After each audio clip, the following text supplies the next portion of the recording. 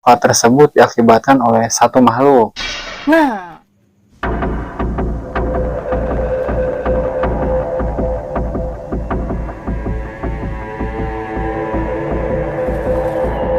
sama saya diajaklah komunikasi si makhluk itu tuh. Si makhluk yang membawa penyakit.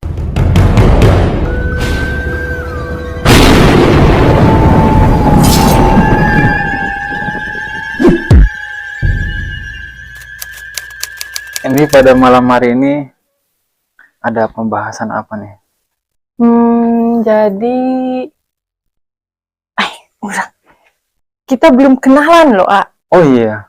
Kenalan. Nah, berarti saya manggilnya apa nih? Nek Teteh apa Ece Nyenye dan Ece Nyenye. ATB ya.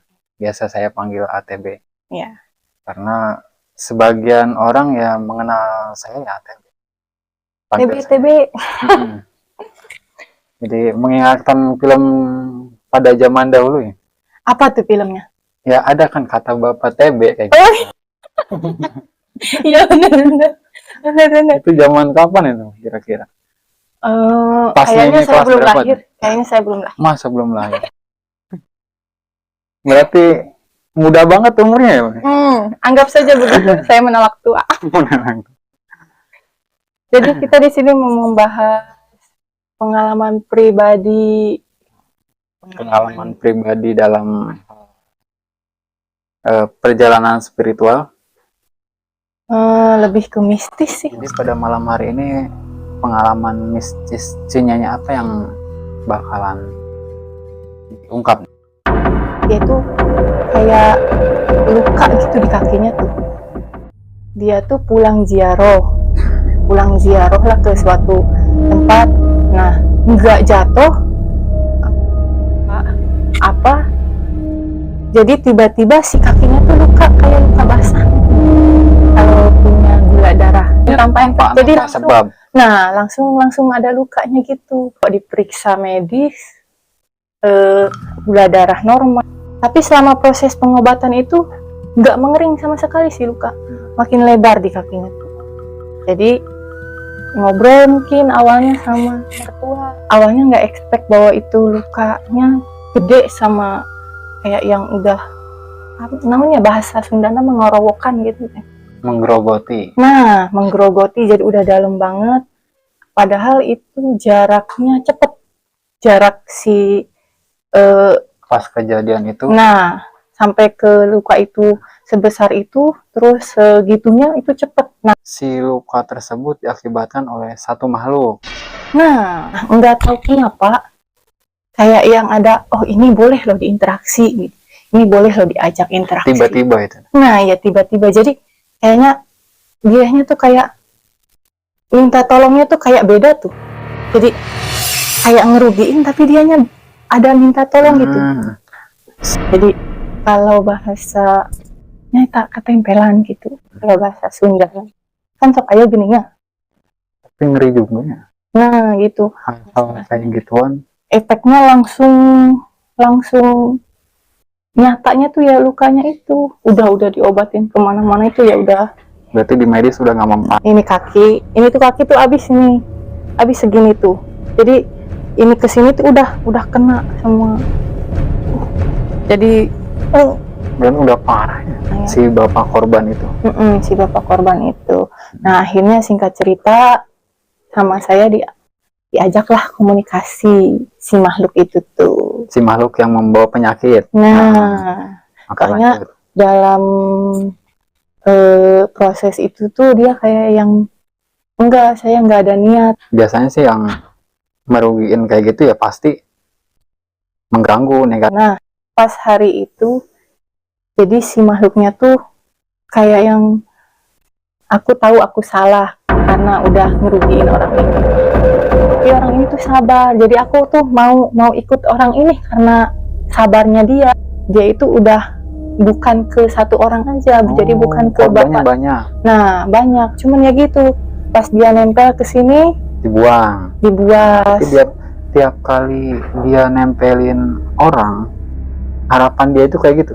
Mudah-mudahan ada yang nolongin, ada yang bantu saya. Maksud dianya tuh kayak gitu, mungkin Allah ngasih jalannya kali ya. Jadi dikasih jalannya sama Allah, dianya curhat, katanya ya aku waktu hidupnya ngerti soal begituan, cuman Nggak dipergunakan dengan baik. nggak dipergunakan dengan baik, jadi dia minta tolong disempurnain. Jadi si luka kakinya tuh minta tolong dihilangin, disempurnain atas izin Allah gitu kan ya. Jadi disempurnain lewat doa lah di sana. Ini ada kejadian lucu nih ATB. Apa itu? Jadi pas lagi komunikasi nih, kan saya sama soulmate ya, sama Kabogo gitu. Pas komunikasi, jadi yang mimpin doa menyempurnakannya tuh Kabogo. Masa kan nggak etis dong, cewek yang mimpinnya, nggak etis. Jadi dipasrahin sama suami, kayak dipasrahin. Berdoa mulai, cuman ngirim Fatihah gitu, ngirim Fatihah aja. Doa mulai, oke, mulai. Set. Kan biasanya kalau kita mau ngirim hadiah ke seseorang itu kita dulu kan, kalau hadiah ya adabnya kayak gitu. Ya ilaruhi nama kita dulu, ya ilaruhi khususon latifi jasadi jasmani, sebut nama kita sendiri dulu kan biasanya gitu kan ya ATB ya. Ilaruhi khususon latifi jasadi jasmani, sebut nama kita, nama diri kita dulu, baru yang mau dimintain tolong gitu. Nah lucunya gini, mulailah saya ingatnya ke sana ilaruhi khususan. Ternyata suami langsung tahu nggak? Jadi kata si makhluknya tuh, Jawa ngomongnya tuh, iya je, irama hadorohe tuh mengdewek tipi. Berarti langsung loncat ke yang itunya ya, yang makhluk. Cenage hadorohe ku dewek tipi, aja langsung cenage. Bener irama nian cenage. Kayak katanya tuh kalau di ini masa kalah sama istri sendiri gitu. Tapi suaminya, maaf nih bertanya, suaminya ini itu paham ya?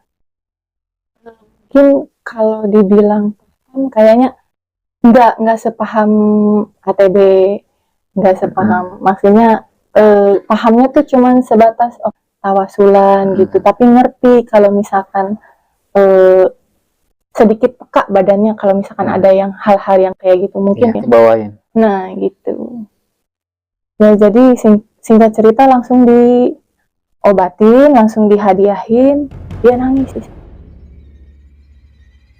Ada loh yang ngerti maksud saya tuh kayak gini.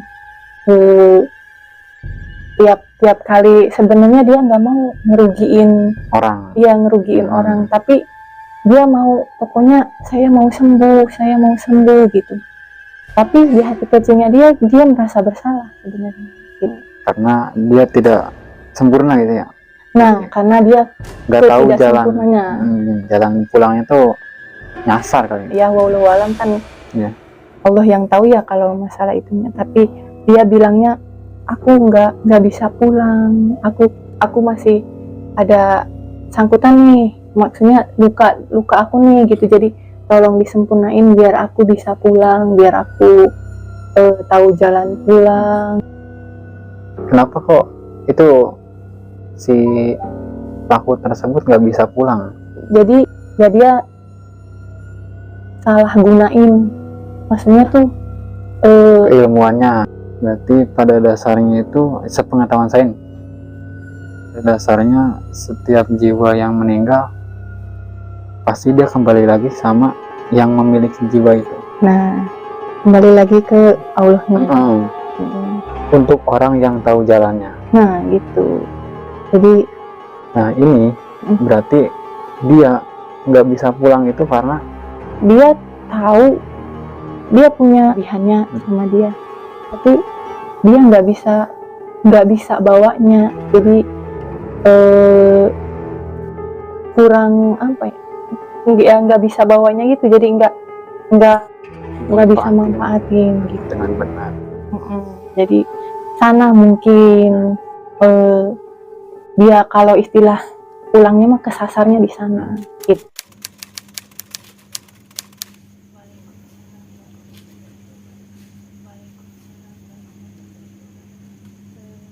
Boleh perkenalkan diri.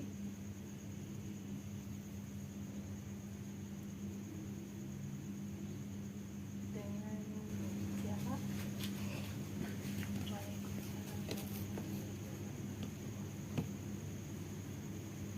Dengan Wanto. Boleh perkenalkan diri. Apa apa benar ini sosok yang pernah berinteraksi sama saya waktu dulu ke